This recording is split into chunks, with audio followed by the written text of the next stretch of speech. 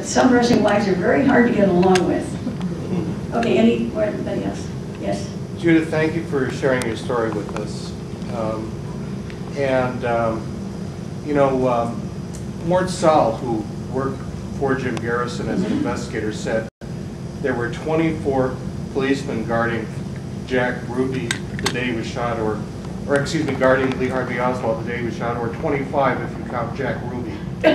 Right, so. That's right. I mean, you don't see anybody with a drawn gun. And Fritz walks away and leaves him exposed to the front and doesn't even turn around when the shot goes off. Anybody else now? Yes. By the way, thank you for coming forward. Well, God bless you. Thank you. When you were around like David Ferry, yeah, those guys ever talk about wanting to kill Kennedy? Oh yeah.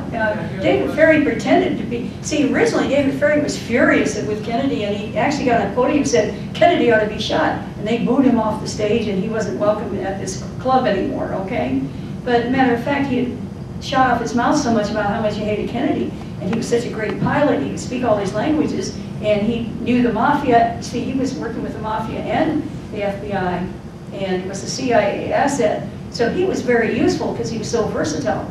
They believed him, but later Dave actually looked into it more, found out Kennedy was not to blame for what happened at the Bay of Pigs, and by then he knew all the enemies, and he was passing on the information to Lee Oswald. That's one of the ways that Lee got involved in this.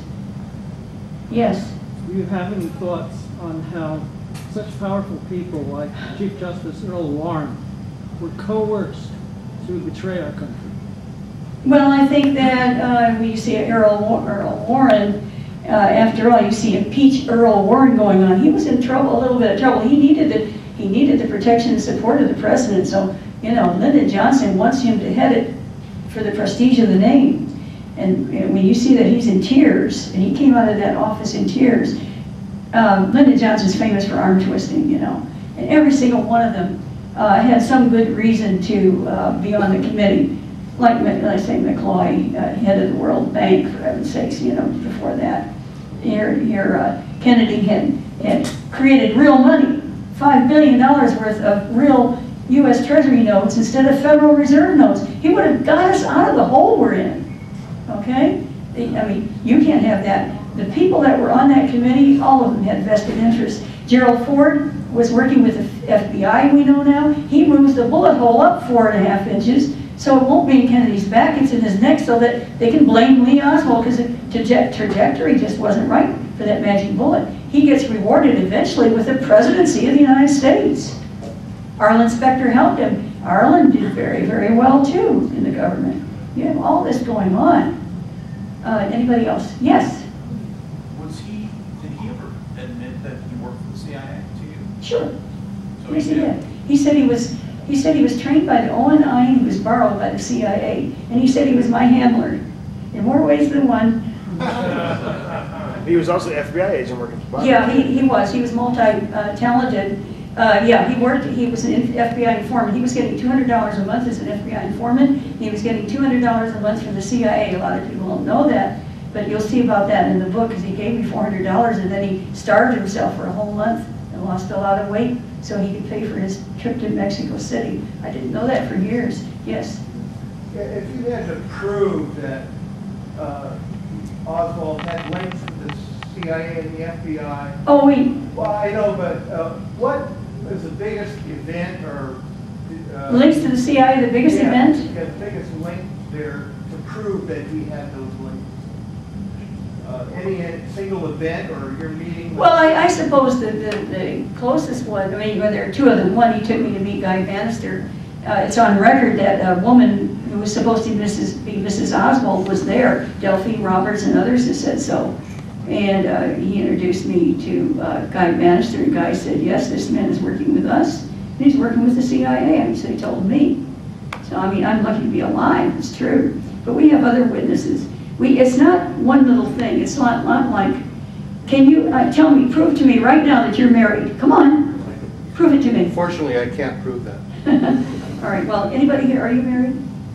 Are you married? Yes. All right, prove it to me right now. Oh, I I've got a wedding.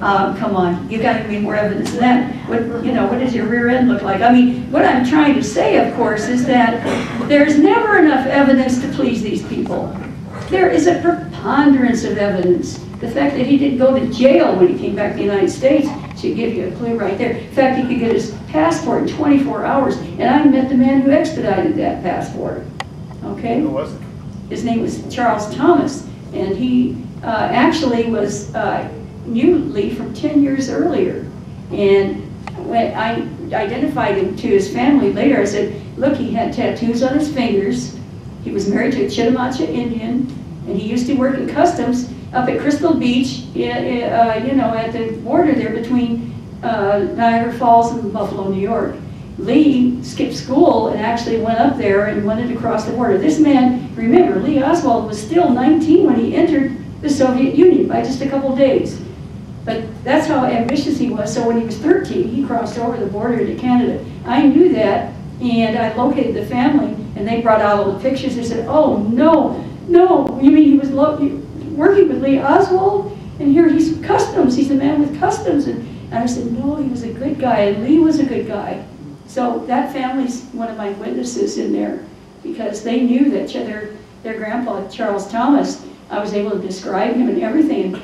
And I didn't even know whether his first name was Charles. Lee said, this is Thomas. I didn't know his first name or last. And I guess I didn't hear the mister. But then he said, I'm Arthur Young for this.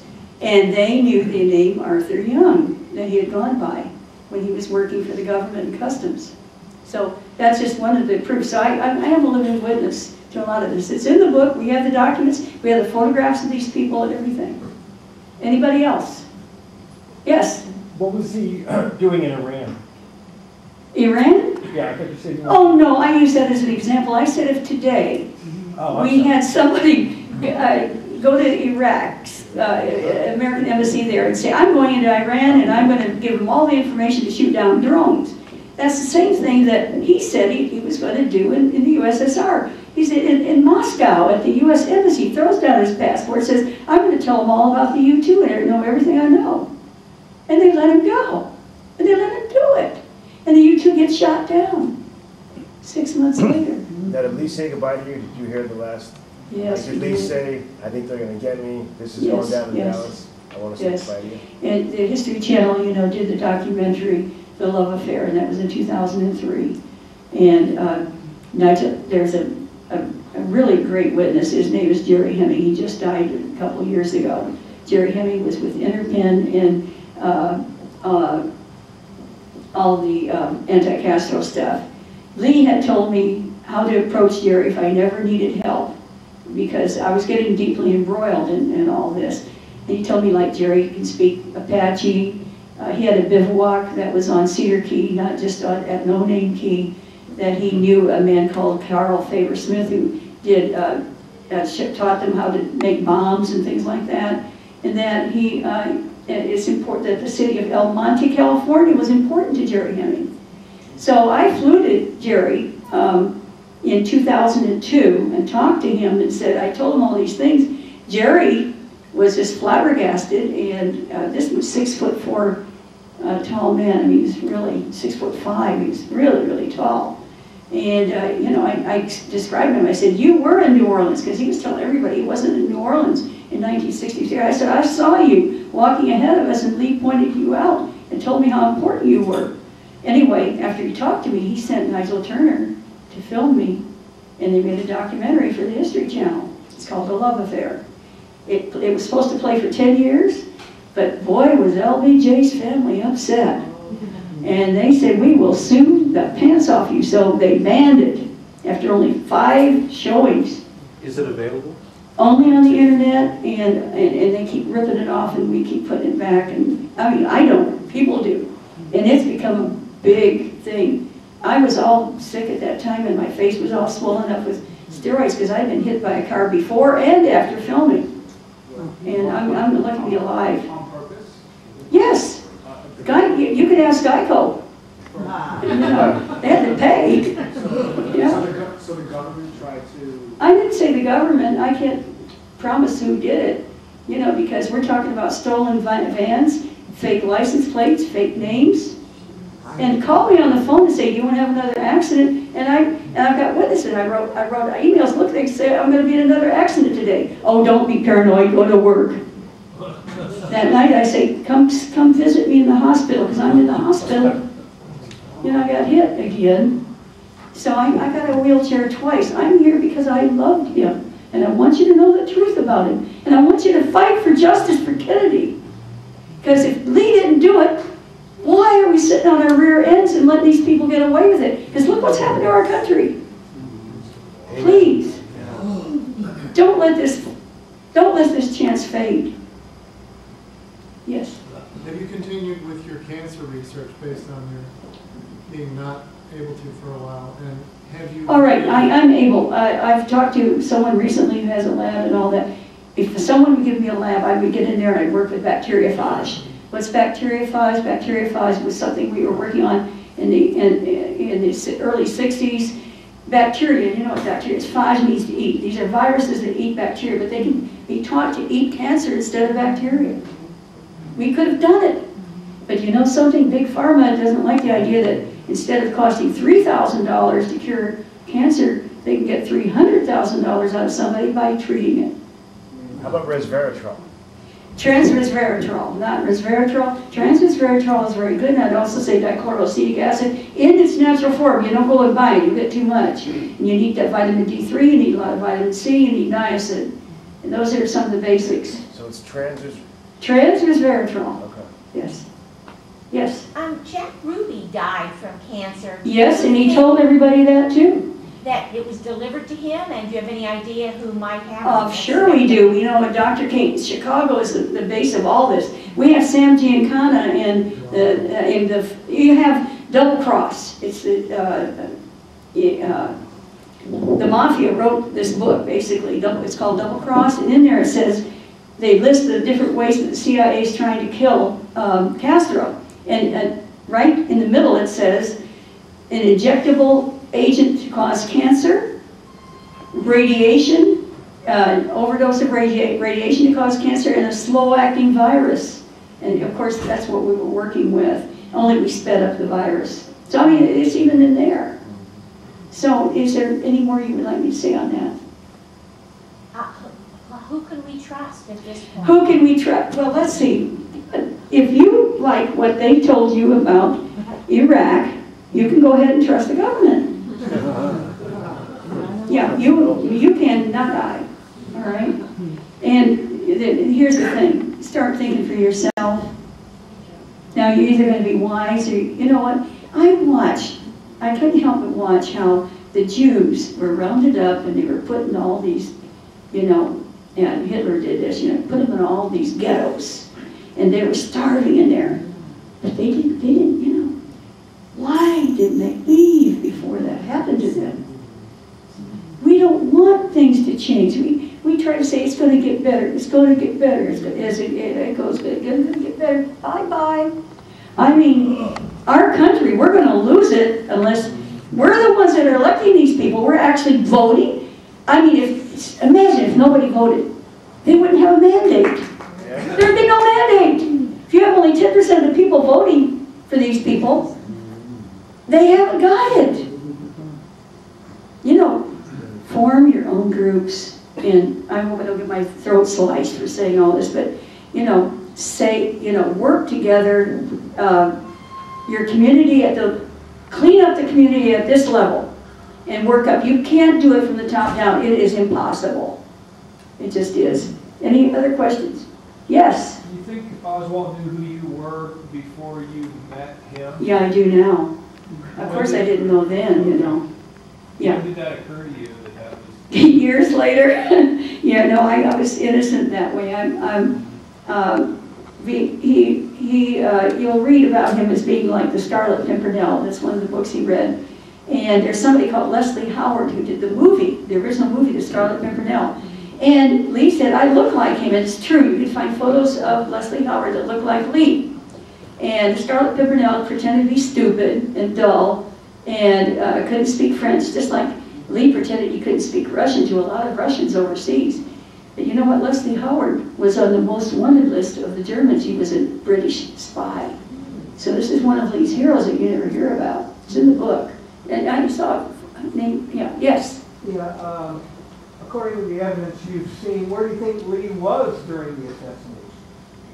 No, he told me if I stay, that will be one less bullet aimed at Kennedy. He had to stay locatable in that building. If he left the building, I'd like to say something else. They found, eventually they found some curtain rods, you know, at the Texas School Book Depository. A lot of people have wondered, why would he have carried curtain rods in there? And I've thought about this very hard, and I know how he thinks. He knows he was being observed from a distance. If he hadn't brought something in that looked like a rifle, you know, they would know he wasn't participating. Years later, they find in a storage area behind the Texas School Book Depository, they found these curtain rods and they dusted them. That's all you hear of them. You know, you never hear about what fingerprints were on them. But Fraser said he brought in curtain rods. Nobody saw him, so he stashed them before he went in. But the point is, if you're watching to see if Lee Oswald is bringing in a weapon, it looked like he's bringing a package in, but it was too short to actually be a rifle, even shot, pulled down. That's what I think happened. That's a speculation, but I think it makes some sense. Yes? And I apologize, but I came in late, but I'm curious, did you work on polio vaccines? And if so, what is your view? Okay, the polio vaccine. Raise your hand if you had the polio vaccine. Polio vaccine. Okay, you've got the monkey virus. I'm sorry, but until 1999, the monkey virus was still getting through. I like to do it like this. They had a ceramic sieve. The ceramic, I mean, it's barely, by pushing really hard, you get liquid through to the other side. They thought they were filtering this stuff out. But think about a ball of yarn, and it just kind of unwinds and goes through and then curls up on the other side. I mean, it was passing through and they didn't realize it. And it was from the seed material. That is, they were using the same material over and over again, and this virus was replicating. What does this virus do? It causes cancer in 100% of the primates, that is monkeys, injected with it. 100%. But we're not supposed to be able to get it. Now, I will give you an example of what you're carrying in your bodies, all right? And they don't like you to know this because you might go and sue somebody, all right? But as a matter of fact, here's what you're carrying in your body. How many of you have ever had chicken pox? Raise your hand. Okay. Have any of you ever had shingles? Shingles, all right. But you also had chicken pox, didn't you? Chicken pox and shingles are related. Chicken pox is what you get when you're young, then it goes into a latent period. If your immune system goes down enough, as happens with older people, or under a lot of stress, you can get shingles. It's the same thing, but in a much more severe form, and you may never get over it, as a matter of fact. You're carrying a monkey virus around in your body that can cause cancer. They used to try and tell you you couldn't get cancer from a virus, but now they're making money off the human papilloma vaccine, so they got to tell you, hey, that's caused by a virus, that kind of cancer. Lots of cancers are caused by a virus. Lots of cancers are contagious. They don't want you to know that either. When we were injecting with this violent cancer we were using, we had monkeys over here, we had monkeys here. These monkeys in the cages over here, got it. They all of them died. They weren't even injected over here. They all died of it within 25, 30 days. It was awful. Okay, I'm just saying, take care of your bodies. Try to avoid the fluoride and all that junk they're trying to feed you, okay? Try to take good care of yourself, because you can break out with it. It's a latent virus that you're carrying, and if your immune system goes down, 50% of the people in this country get cancer. That's outrageous. Okay, yes? Two more questions. I don't quite understand what Lee Harvey Oswald knew like 2 days before the thing. What was he supposed to do, and well, his feelings about it? Actually, I hope you get the book, because it's 600 pages. It takes a while. If this thing were easy to explain, you know, we wouldn't be debating about it now. Of course, they put a pile of misinformation up there on top. I tried to show you some of the misinformation that they do, just a tip of the iceberg. But Lee knew in July and that he was not being able to advance in the company, like he said. He said he tried to prove he was loyal. By the way, this General Walker, I just want to say that and I'll be finished. A lot of people think that Lee may have shot at General Walker, but Lee told me he had warned his wife that he might get arrested or shot. He didn't tell me about this undated letter. Marina, her husband's dead, and they're telling her that he shot at Walker, and finally she says he did. Just like she said, yeah, I took one photo of the backyard, and then they said, well, we've got 2. Oh, I took 2. Then they find the one Jim DeMoran showed. Oh, I took 3. Then they find the one that Roscoe White has. Oh, I took 4. Well, it's the same thing. She has to agree with them. But the fact of the matter is, Lee told me that he had to prove how loyal he was when he came back, because he didn't come back in a coffin. So what he did is, right after Walker was shot, which was the 10th of April, 1963, okay? A couple days later, Lee was ordered to put a Viva Castro sign around his neck, stand out there in the middle of the most important roadway in Dallas, hand out pro-Castro pamphlets and leaflets, and hope the police were going to shoot him because they were so hyped up. He was afraid they were going to shoot him or maybe beat him up or kill him or whatever. And because why? He would be a perfect suspect. I mean, Walker's being shot at, and this guy's doing, you know, he's acting like a communist and passing out pro-Castro. He did that to prove he was loyal. They tested him, and he was afraid he would die. And that is what that note is about, saying, Marina, if I get arrested, or if I die, give my clothes away and so on. Go to the Red Cross, he says, for help. We have friends. He's supposed to have been friendless. Why is he talking? So I'm saying, it's not like it looks. There's so much, and you'll find out about it in the book. God bless you. Thank you for coming.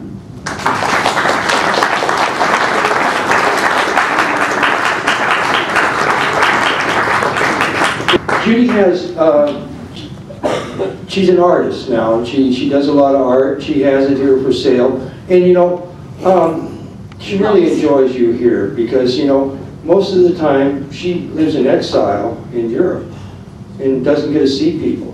She's been an author that hasn't, you know, her book's been out for 2 years, and it's very rare that she gets to see people and talk about her book and sign her book. And then she also, there's a donation thing there for Judy because she's got to get some new glasses, she's got to get a doctor's appointment and all kinds of things, and they're very special glasses and they cost a whole lot of money and stuff. And so there's a donation thing there, there are her artwork for sale, and the books are for sale, and she'll sign them here for you today because Judith Berry Baker is in the house. Thank you very kindly.